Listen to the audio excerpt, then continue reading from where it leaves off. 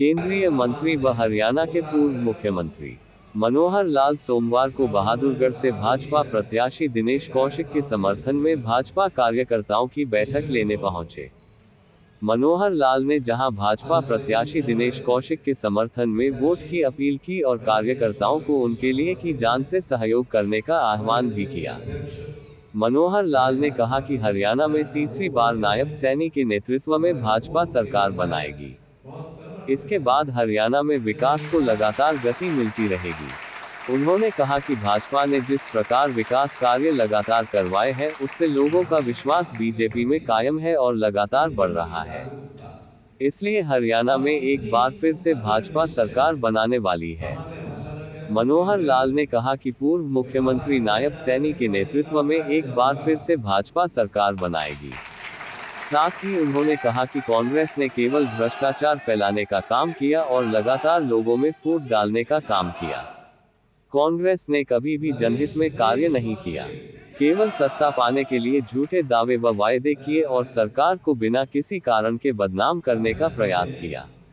लेकिन जनता समझ चुकी है कि भाजपा में ही उनके हित सुरक्षित हैं, इसलिए जनता ने तीसरी बार भाजपा को सत्ता में लाने का मन बना लिया है।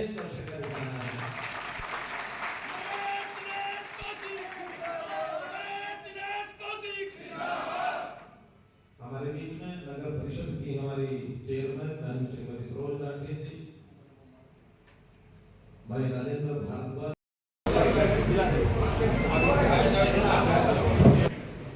मनोहर लाल जी, दिनेश कौशिक जी, पूर्व विधायक दिनेश कौशिक जी से मौजूद करने के लिए हरियाणा के पूर्व मुख्यमंत्री, हमारे केंद्रीय मंत्री, जिन्होंने 9.5 साल के शासन में बिना खर्ची पर्ची के बेरोजगार युवाओं को नौकरी करने का काम किया। पिछली सरकार में नौकरियां मिलती थी, इस शासन में बिना खर्ची पर्ची।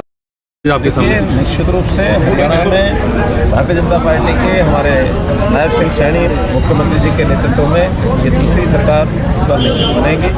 कांग्रेस जो है हार की तरफ आगे बढ़ रही है। आपने देखा होगा कि पिछले दिनों में हार के भय से वो गठबंधन के लिए बुला रहे थे, ये करो वो करो, लेकिन किसी पार्टी ने गठबंधन के लिए भी उनके साथ हाथ नहीं बढ़ाया।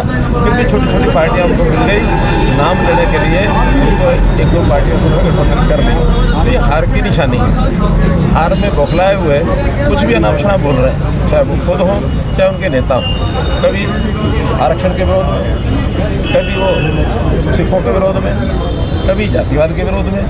इस बात को भड़काने का वो जो काम कर रहे हैं ये बहुत निंदनीय है। और समाज अब सोच जान चुकी है कि देश में नरेंद्र मोदी जी के नेतृत्व में हरियाणा में भी भारतीय जनता पार्टी की सरकार बनेगी, इसलिए उनकी बौखलाहट और आगे बढ़ेगी।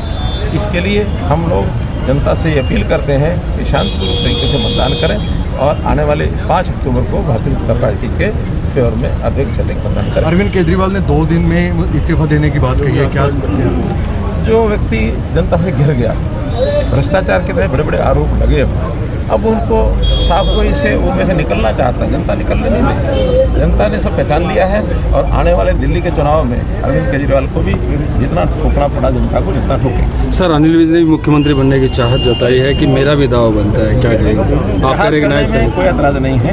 जहाँ तो हम कहते हैं भी सब लोग कर लेंगे तभी कोई दिक्कत नहीं है। अपनी अपनी विधानसभा के हिसाब से हर कोई अपनी चाहत जताए, उसमें कोई आपत्ति नहीं है। लेकिन भारतीय जनता पार्टी ने अपना फैसला दे दिया है कि नायब सिंह सैनी जी हमारे नायब। सर, नैना चौटाला ने जिस तरीके से बयान दिया अनुविधायक जी को लेकर, उस पर क्या कहें? बहुत ही निंदनीय है।